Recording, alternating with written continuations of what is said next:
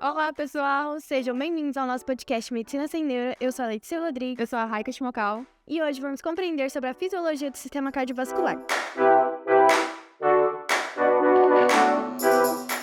Para nos ajudar a compreender melhor sobre esse tópico, trouxemos aqui a professora e doutora Carla Mosconi, que é formada em odontologia e é docente em fisiologia para os alunos de odontologia. Seja bem-vinda, professora. Obrigada, meninas. Obrigada, Letícia. Obrigada, Raika. É um prazer estar aqui com vocês no podcast Medicina Sem Neuro. Para iniciarmos o podcast de hoje, vamos começar falando um pouquinho sobre o sistema cardiovascular. Vamos primeiro dando uma introdução na pequena e na grande circulação. A senhora poderia explicar um pouquinho como é que funciona esse processo, o que inicia, o que finaliza esse ciclo? Vamos falar então do sistema circulatório, começando aqui pela pequena e grande circulação. Mas primeiro, nós temos que entender qual a função, Qual que seria então o objetivo de estudar esse sistema circulatório, principalmente para vocês da área da saúde. Temos que entender que é um sistema fechado e que esse sistema ele tem como função nutrir e levar oxigênio para todas as células do nosso corpo. Então temos ali trilhões de células que devem receber oxigênio e nutrientes para que assim elas possam executar as suas funções. Como vocês já aprenderam, lá no ciclo de Krebs, precisava ali da glicólise, do oxigênio para poder ali realizar as funções celulares. E realizando essas funções celulares, claro que essa célula vai ter energia para poder, ali executar bem a sua função.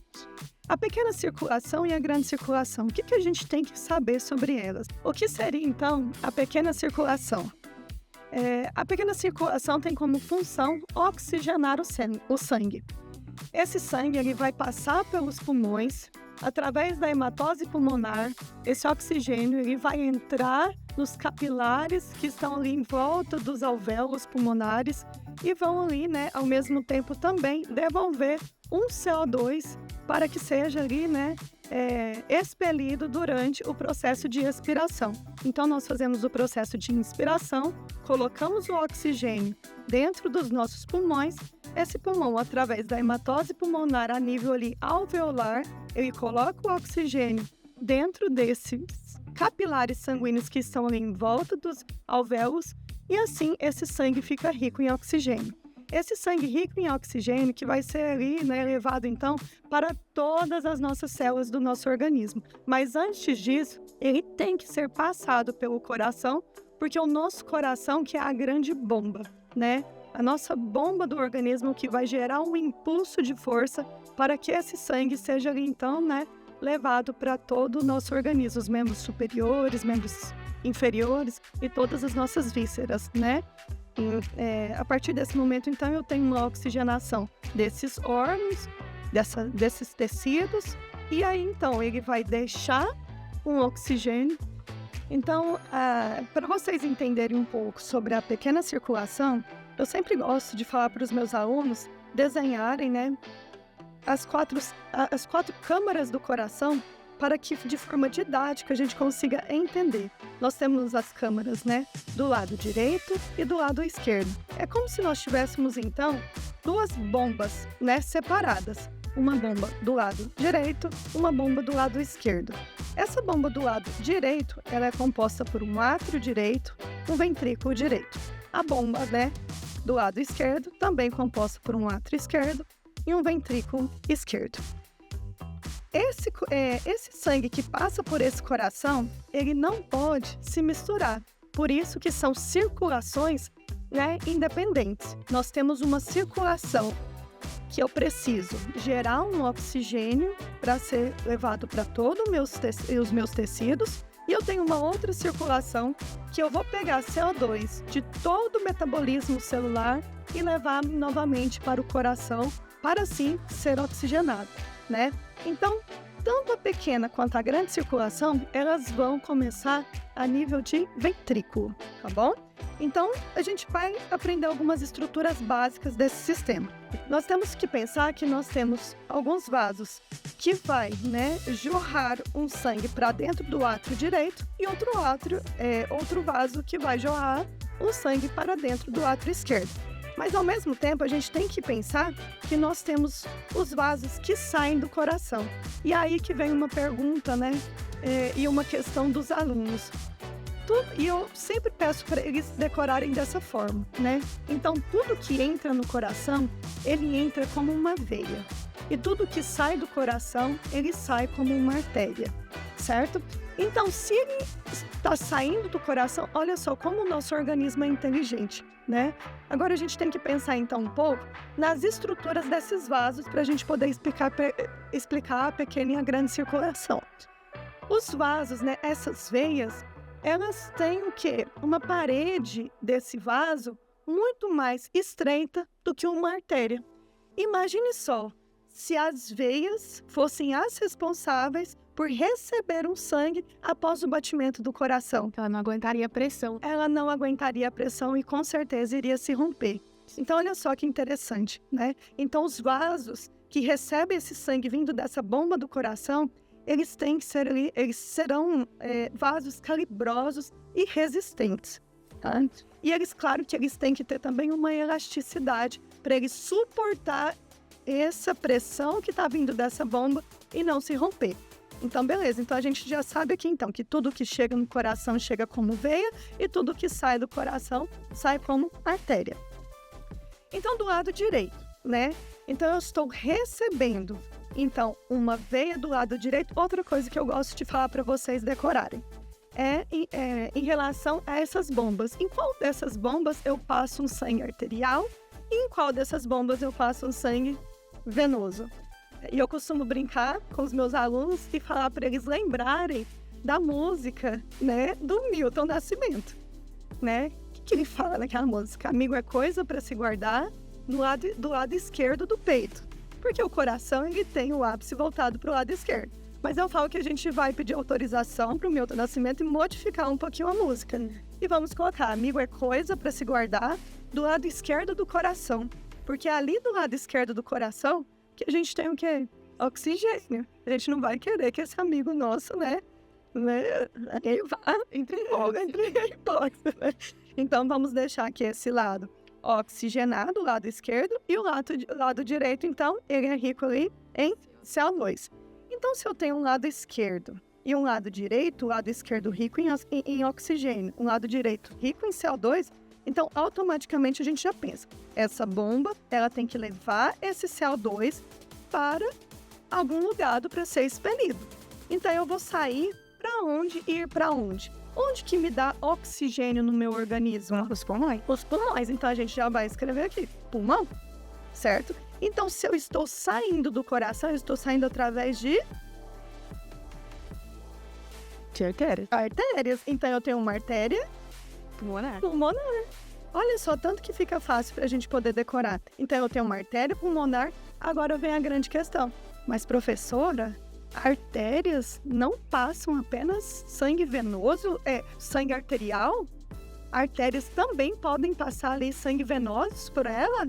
Pode sim. Então, uma artéria pode também transportar sangue venoso, principalmente na pequena circulação. Agora a gente já está entrando nessa pequena circulação.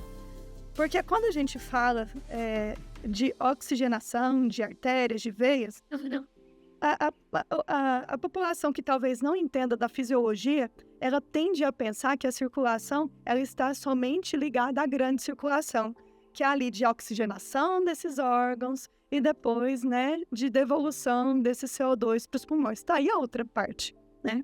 Então, vamos continuar. Então, a pequena circulação, ela vai começar no ventrículo direito. E aí, ela vai passar pela artéria pulmonar, vai chegar nos pulmões vai realizar a troca gasosa, que a gente chama de hematose pulmonar, né? E como que acontece essa hematose pulmonar? Em volta dos alvéolos, como se fossem os caixinhos de uva, nós temos uma grande rede de capilares.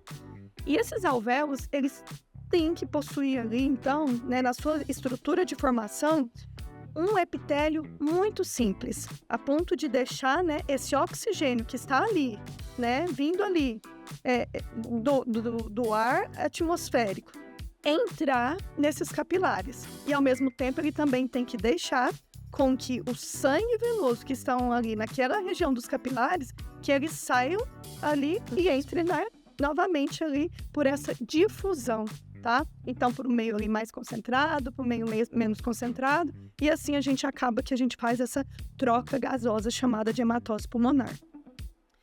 Então, tá, agora esse sangue, então, agora ele está rico em oxigênio, porque ele fez as trocas gasosas. Agora, então, ele vai ter que fazer o quê, então? Retornar para o coração. Retornar para o coração. Então, vamos fazer uma ligação aqui desse lado. Ligação lá desse lado. Então, ele vai retornar para o coração através de quem? Porque está chegando no coração agora o vaso. Pelas Vai veias. chegar pelas veias. Então, veias o quê? Pulmonares, porque elas estão vindo ali, direcionadas ali dos pulmões. Então, vem um sangue rico em oxigênio e ele vai parar lá no átrio esquerdo. Então, essa é a nossa pequena circulação. Então, a pequena circulação, ela tem como objetivo colocar oxigênio dentro do nosso sangue. Então, ela começa no ventrículo direito, passa pela artéria pulmonar, vai para os pulmões, vai para as veias pulmonares e ela finaliza ali no átrio esquerdo. E a grande circulação? A grande circulação, ela vai começar quando esse sangue, vindo ali do átrio esquerdo, chegar no ventrículo esquerdo. Então, através ali da contração dos átrios, esse sangue ele vai descer para aquela região e ele será bombeado. Agora, esse sangue está riquíssimo em oxigênio. E agora ele vai sair através de uma artéria novamente. Então, através da artéria aorta. Então, essa artéria aorta, sim, agora ela vai para toda a região do seu corpo, vai deixar oxigênio lá nas vísceras, nos tecidos, em todas as células, para que elas realizem as funções dela. Deixei também através de uma hematose celular ali. Agora a gente já vai chamar isso de hematose celular ou hematose tecidual. É uma troca gasosa também. Eu estou te dando oxigênio, mas você também tem que devolver o CO2 que foi proveniente ali do metabolismo celular.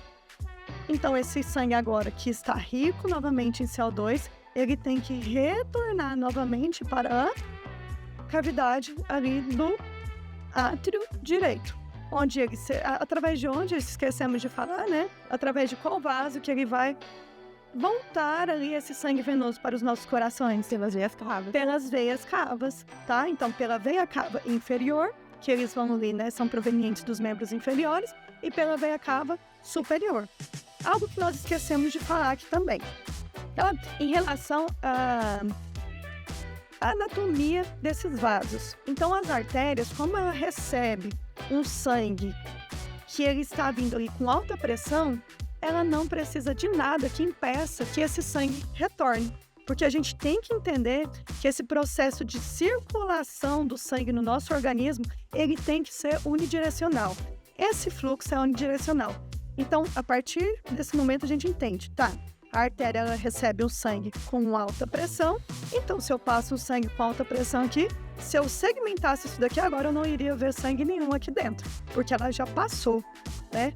Mas a gente tem que entender que ela vai ali nas artérias menores, chegando ali em arteríolas, chegando lá nos capilares, e ela perde completamente a sua pressão. Então, lá nos capilares, ela tem que ter uma pressão mínima para que a troca aconteça, mas ela não pode ter uma força intensa. Então, lá a nível capilar, nós temos uma pressão muito baixa para que aconteçam essas trocas. Se ele está em pressão baixa lá a nível de capilar, agora ele está retornando ao coração. Mas se ele está retornando a uma pressão mais baixa, agora sim eu preciso de ter válvulas dentro dessas veias. Porque se eu não tenho essas válvulas para impedir que esse sangue aconteça um refluxo desse sangue, né? Se eu não tenho as válvulas, esse sangue ele iria retornar. Então eu tenho as válvulas, que aí de acordo com o que o sangue vai passando, ela vai fechando. Vai passando, vai fechando. Então é uma das diferenças também entre as veias e as artérias. As veias, elas têm essa propriedade de ter a função e ter esse componente que são as válvulas ali presentes nesses vasos sanguíneos, tá bom? Eu espero... então começa... Então a grande circulação, ela começa no ventrículo esquerdo, ela sai do ventrículo esquerdo através de uma artéria aorta, chega nos seus componentes no corpo, faz a hematose celular ou tecidual e ela retorna ali para o coração através das veias cavas inferior e superior e chega ali então ao átrio direito do nosso coração. O tanto que o nosso corpo é incrível, né? Todo esse processo para fazer essa troca gasosa e levar o sangue até a nossa célula, né? Para poder fazer o metabolismo acontecer. A senhora poderia falar um pouquinho sobre como é que é a separação entre as câmaras, que a gente tem as válvulas, né? Que formam as válvulas cardíacas, que tem as átrios ventriculares, as semilunares. A senhora poderia explicar a importância delas, para que existe ela no coração? Sim. Então, na anatomia, nós temos que tomar cuidado com essas nomenclaturas. Eu utilizo válvulas para veias e eu posso utilizar válvula para as válvulas do coração. Então, quando eu tenho uma separação de uma câmara para outra, eu preciso ter algo que feche, caso contrário, iria retornar o sangue. Então, é até aquele tum-tá que a gente costuma, né, ouvir das bulhas cardíacas. O que são bulhas? São barulhos. Então, bulha 1, bulha 2, né? Primeira bulha cardíaca, segunda bulha cardíaca. E olha só que interessante. O que causa esse barulho é o fechamento dessas válvulas. Então, eu tenho uma válvula do lado direito e eu tenho uma válvula do lado esquerdo. Então, a válvula do lado direito, ela é chamada também de válvula tricúspide ou também de válvula átrio-ventricular do lado direito. E a válvula, né, que está ali separando, então, o átrio esquerdo do ventrículo esquerdo, ela é chamada de bicúspide, mitral ou também válvula átrio-ventricular do lado esquerdo. Então, essa é fácil de decorar, né? De colocar ali, eu falo decorar é colocar no coração. Decoração. Então, essa primeira bulha, esse primeiro barulho, agora a gente já entendeu. É porque essas válvulas, elas estão se fechando. Mas a gente tem que ter uma outra válvula também, que é entre os ventrículos e as artérias. Porque lembra que a artéria ela recebe um sangue a uma alta pressão?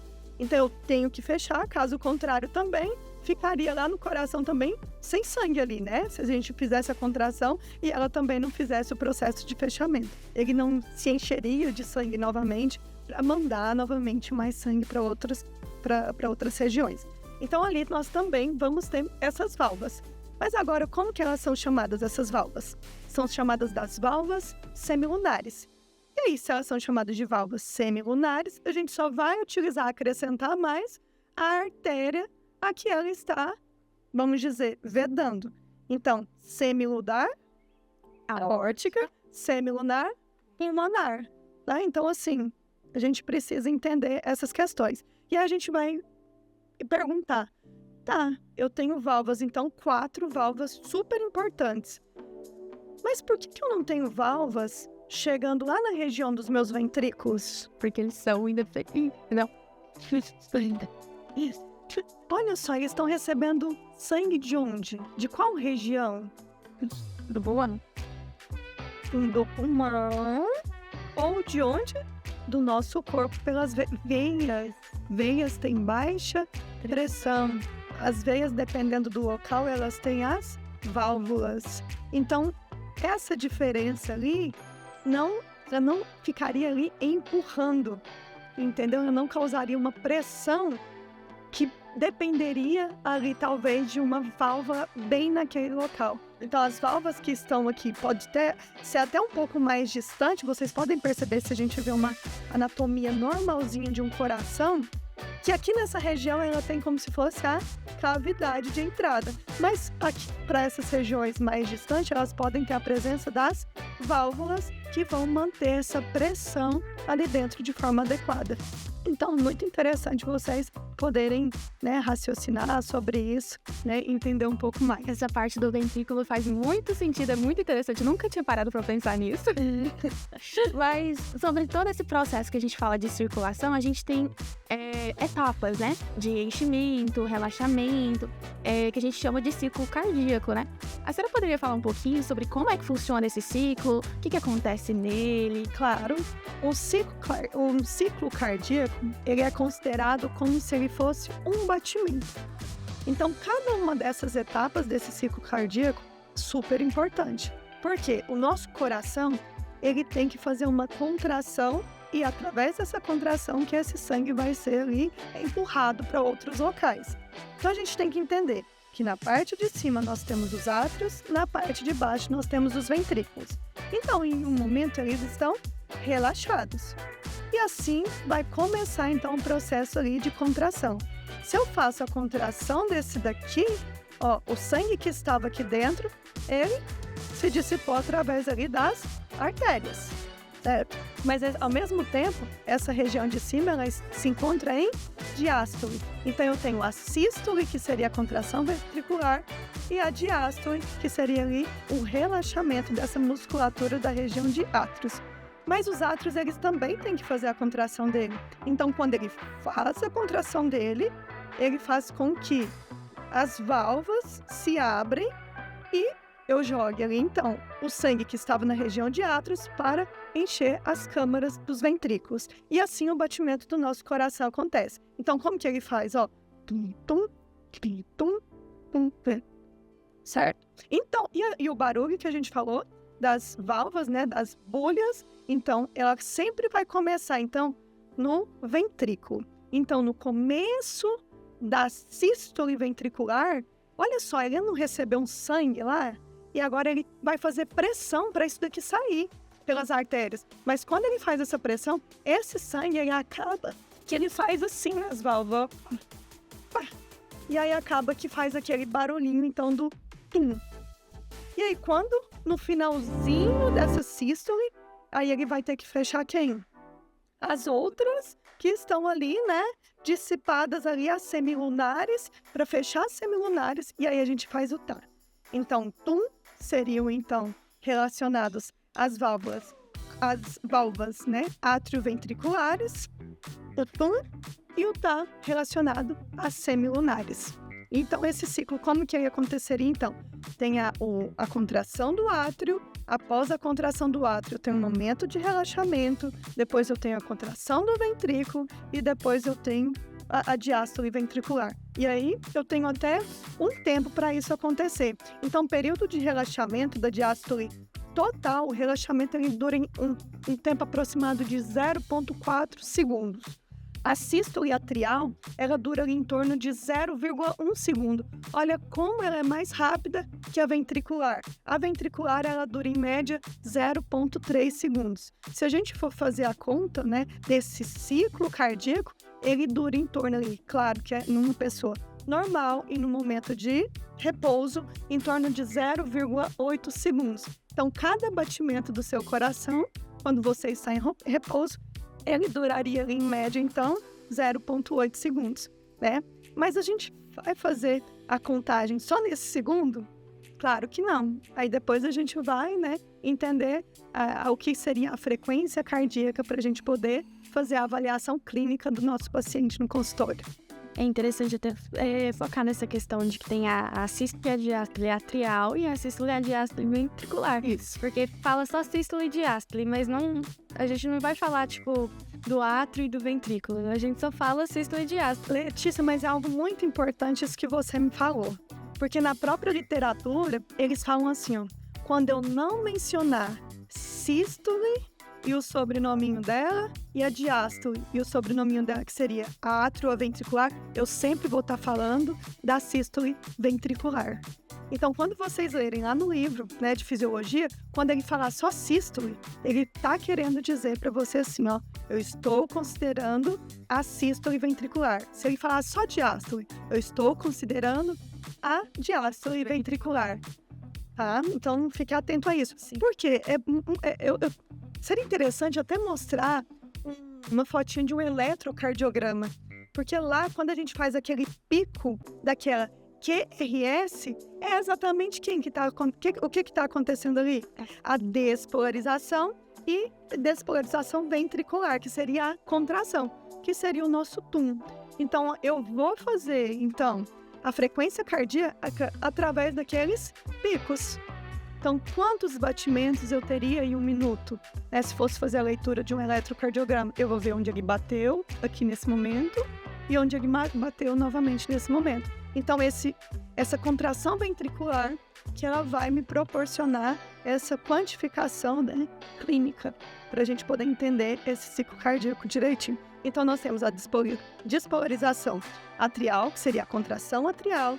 Nós temos o feixe isoelétrico, né, que é um impulso elétrico de uma pausa ali, né, que vocês vão ver como se fosse a retinha no nosso eletrocardiograma.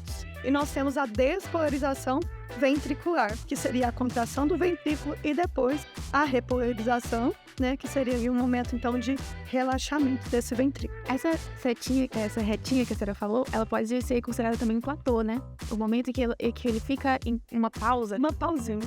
Por isso que ela não pode ficar em pausa eterna, né? Quando a gente vê em séries e filmes. Porque isso aí vai ficar... que aí acontece aqui... Tá? Porque não está tendo que batimentos, né? Então, muito interessante também a gente trazer um pouco para a atualidade o que aconteceu com aquele jogador em campo que morreu, né? O esquerdo. O que aconteceu com ele? Ele teve uma parada cardiorrespiratória. Olha só, tanto que é importante a gente observar que algum paciente ele está tendo essa complicação. E pode acontecer a qualquer momento. Aqui, por exemplo, a gente está aqui gravando um podcast, a gente poderia dar uma parada aqui. Então, o que eu deveria fazer, né? Eu tinha que ter feito ali, né? Aqueles profissionais deveriam ter feito o quê? Massagem cardíaca naquele paciente, né?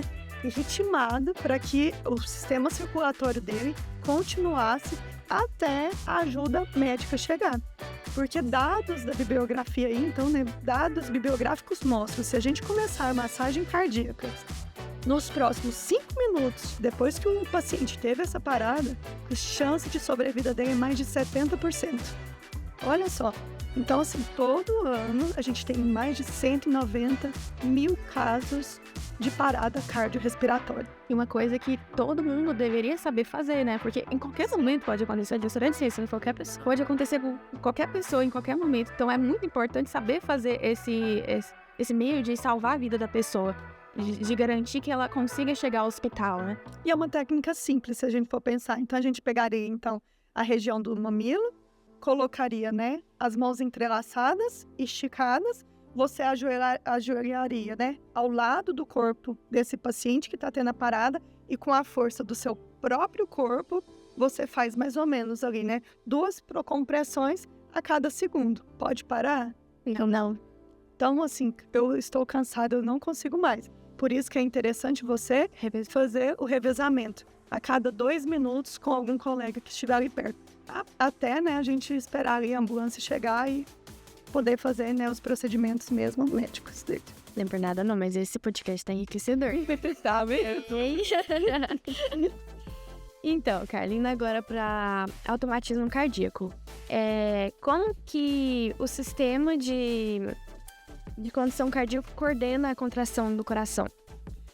A gente tem que entender que como é bonito estudar sistema cardiovascular, né? Quando vocês me perguntaram, né? Eu falei, gente, eu amo sistema cardiovascular, mas eu não esperava que eu viria para um podcast. A senhora nem treinava. Eu não imaginava que eu viria para um podcast. Mas olha só que interessante. O nosso primeiro órgão a começar a bater é o coração. A funcionar ali, né? Colocar suas funções ali, né? Para poder fazer essa oxigenação, essa nutrição do nosso organismo. E o último órgão também é o coração, que ele vai ali parar pra gente ali. Claro, né, que em situações fisiológicas consideradas ali como normalidade, né? Então a vida começa com um batimento cardíaco e ela termina com o último batimento cardíaco, né? E algo interessante desse coração é que ele é um órgão autônomo. O que seria um órgão autônomo? Eu não dependo de ninguém para realizar as minhas funções fisiológicas normais. Então, é como se nesse coração ele tivesse um sistema de choquezinho, né? Esse sistema de choque que vai fazer a contração atrial, e essa contração atrial ali, ela vai gerar esses impulsos nervosos para aquela região ventricular para fazer com que aconteça também essa contração ventricular.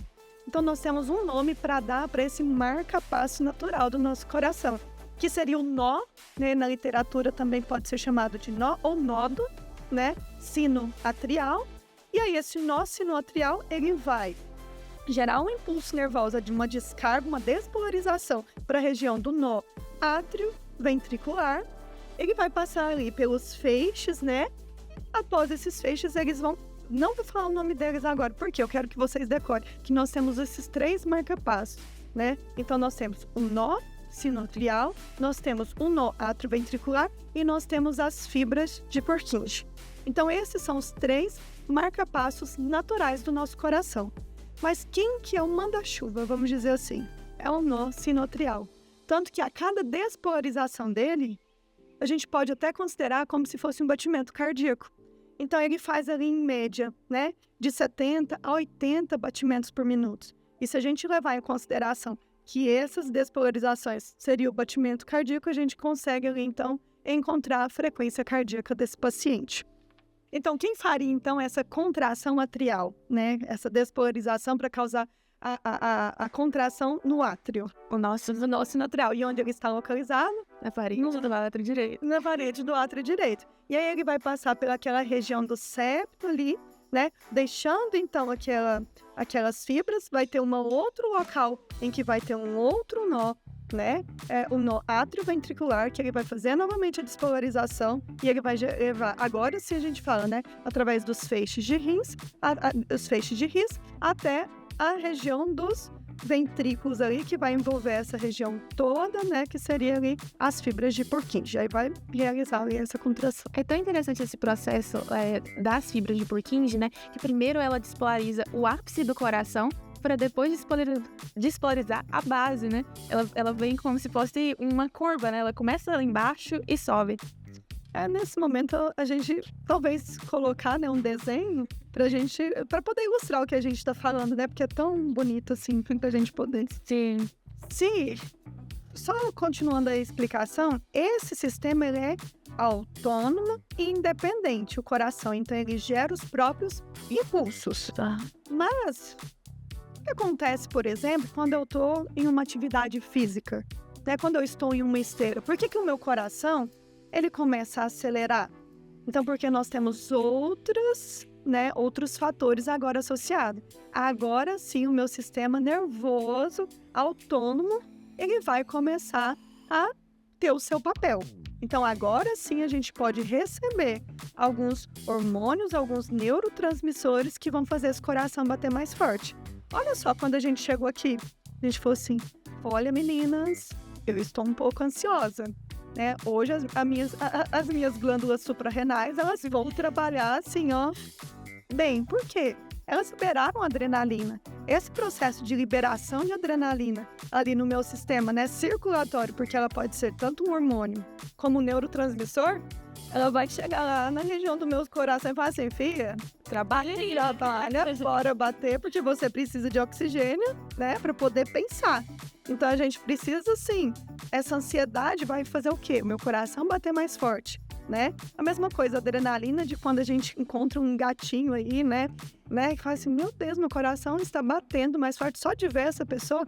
Olha só, então nós temos um estímulo para poder fazer com que isso aconteça. Então, esse é um sistema nervoso autônomo, né? E esse sistema nervoso autônomo, a gente precisa, em algum momento também, fazer o que com ele? Porque esse é o simpático. O simpático faz a coisa acontecer.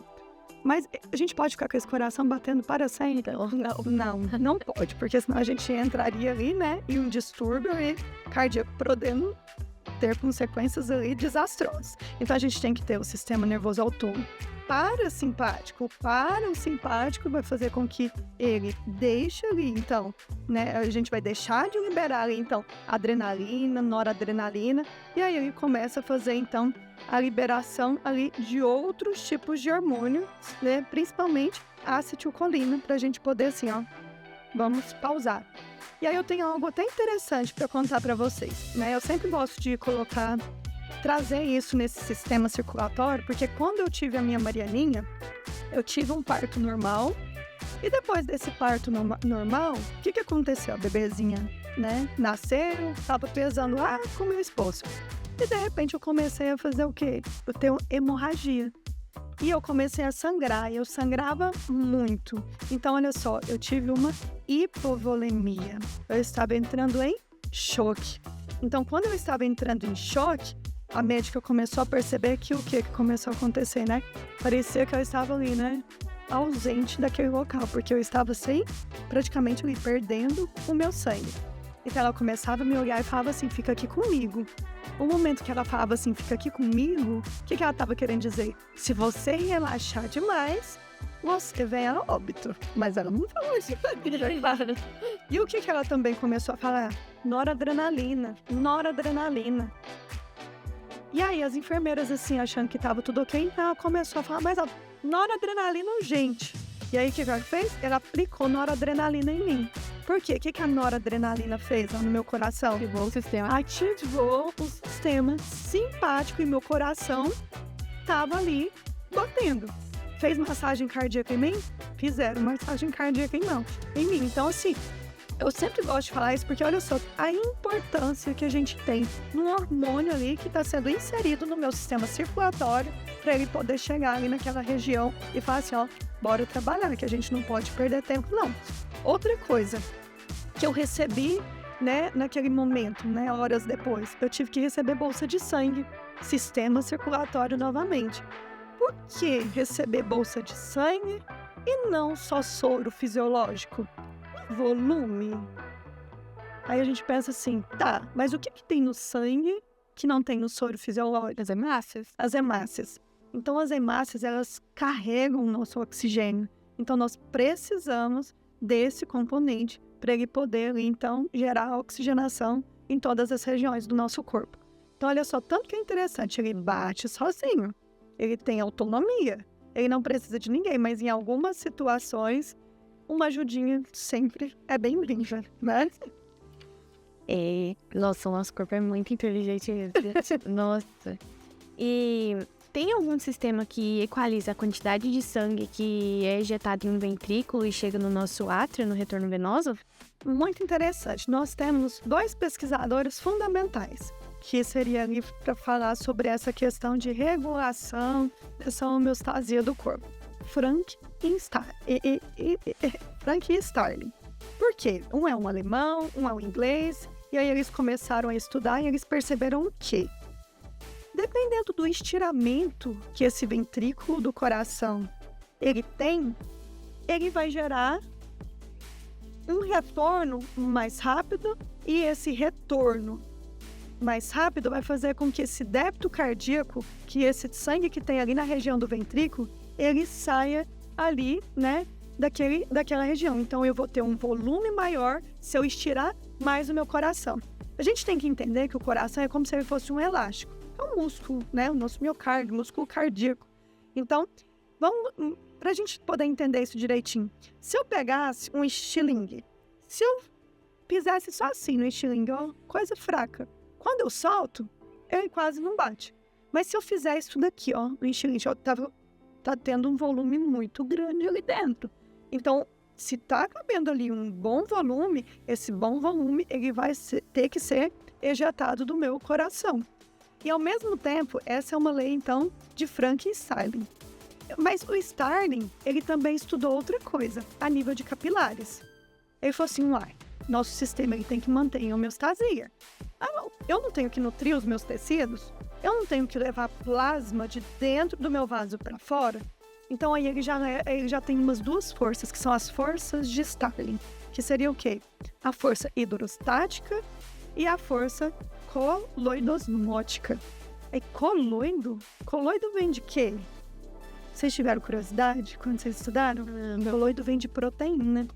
Então, a proteína que está dentro ali dos capilares. Quem que é essa proteína que está dentro dos capilares? A albumina. Então, olha só que interessante. E quem produz a albumina? O fígado produz albumina. Então, olha só que interessante isso. Se o fígado produz albumina, e se eu tiver alguma deficiência no meu fígado, se eu tiver uma hepatite, se eu tiver uma cirrose hepática, eu não vou produzir essa albumina de forma correta. Essa albumina, ela tende a ficar dentro dos seus vasos sanguíneos. Por que ela não sai? Porque o peso molecular dela é grande, ela é uma molécula grande. Então, ela só consegue sair do capilar se esse capilar ele tiver em uma região de inflamação e essa região de inflamação ela gerar uma vasodilatação. Caso contrário, ela não vai sair, tá? Então, por isso que é interessante também a gente avaliar um paciente que tem alguma alteração renal. Porque se está saindo albumina, a albuminúria nesse paciente, se eu estou tendo, né, uma saída dessa albumina de dentro ali e está aparecendo no meu xixi, não pode. Proteína não pode estar presente no xixi. Então, alguma coisa ali está errada também, tá? Então, em suas situações de normalidade, a albumina está no capilar. Então, se ela está no capilar, agora a gente tem que pensar. Eu tenho a região de capilares que vieram das artérias, eu tenho agora a região de capilares, que são de regiões de veias. Combinado? Então, olha só, os capilares iniciais aqui que estão vindo de artérias, elas têm uma alta pressão.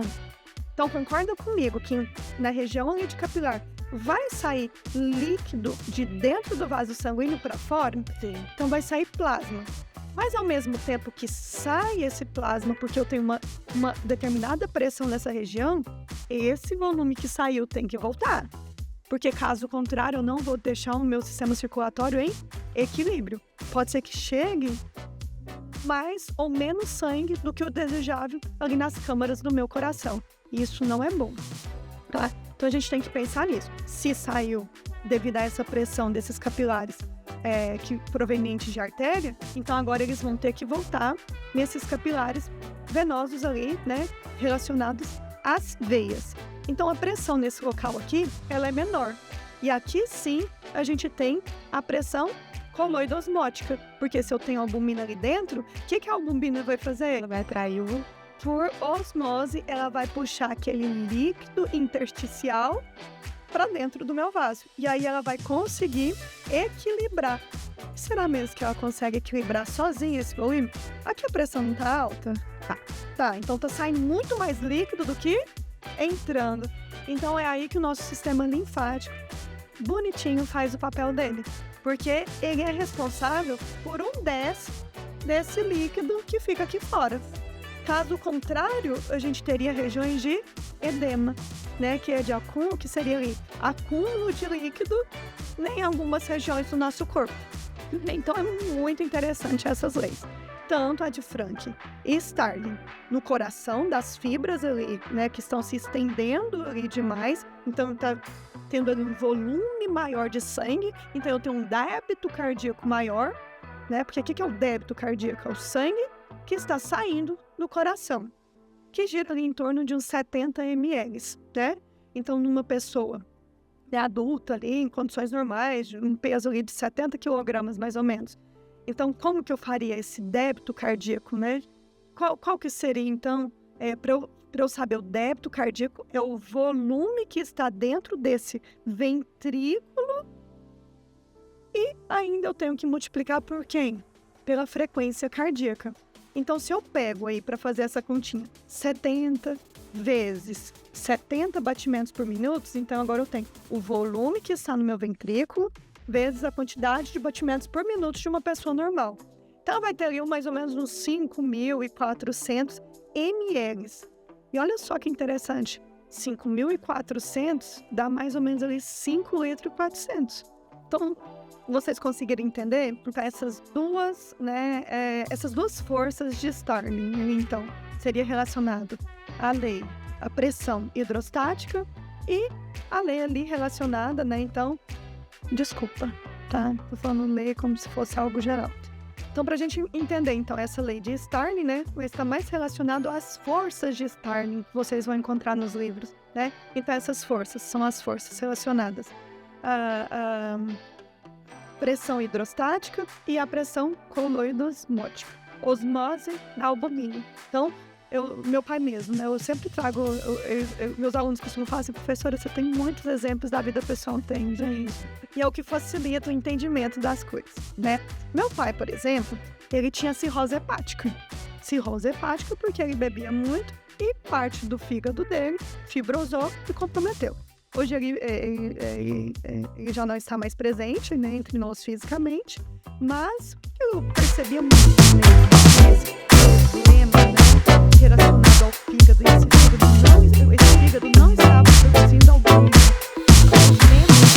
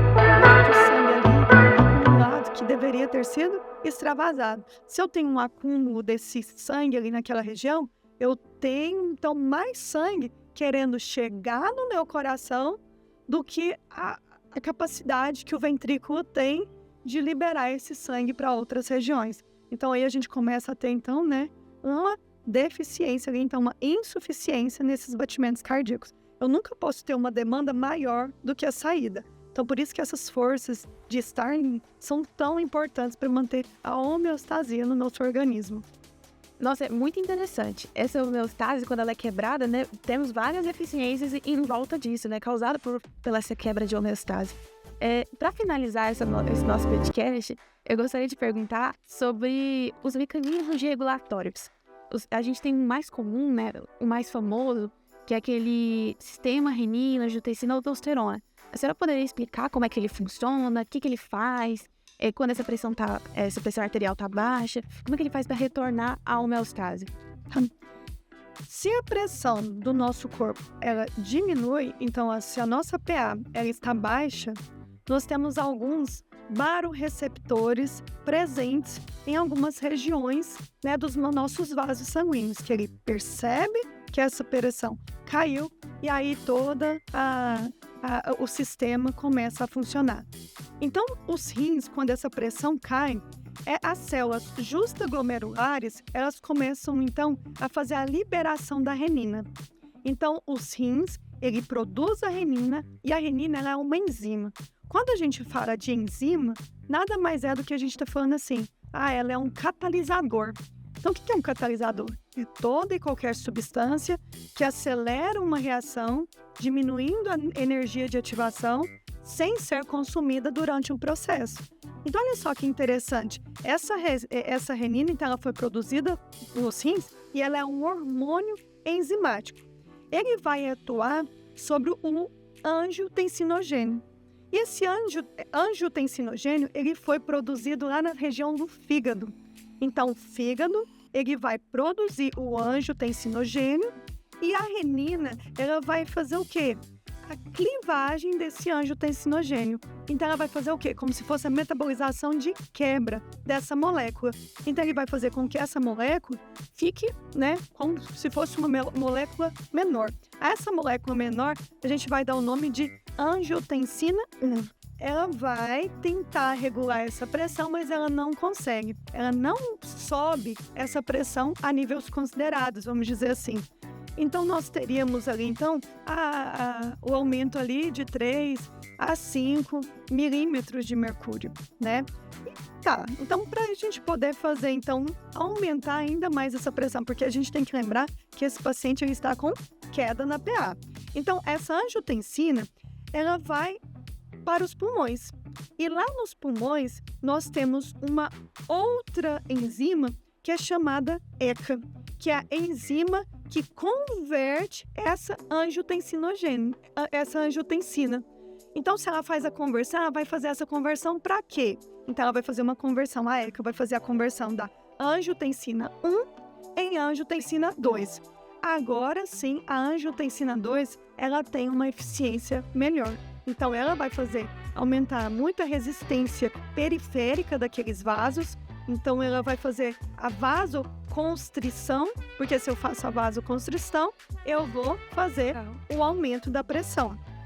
Mas essa angiotensina 2, ela também vai atuar a nível das glândulas suprarrenais, que são as glândulas que estão ali, né, superiores ali às regiões ali, na região do nosso rim. Então, nós temos o nosso rim, a glândula suprarrenal ela está logo em cima. Então, ela atua no córtex dessas glândulas e estimula a produção do hormônio aldosterona. Aí, esse hormônio aldosterona, aí sim, ele vai aumentar a reabsorção de sódio, ele vai aumentar a reabsorção de água, vai aumentar o volume de sangue, né? Claro que se ele faz a absorção de sódio, ele está jogando o sódio lá para aquela região e automaticamente, se eu tenho sódio, né, eu vou fazer a atração de água, porque eu tenho um meio muito concentrado, né? E aí sim, essa pressão ela vai subindo e, consequentemente, vai aumentando o débito cardíaco que a gente explicou lá atrás. Porque o que seria o débito cardíaco?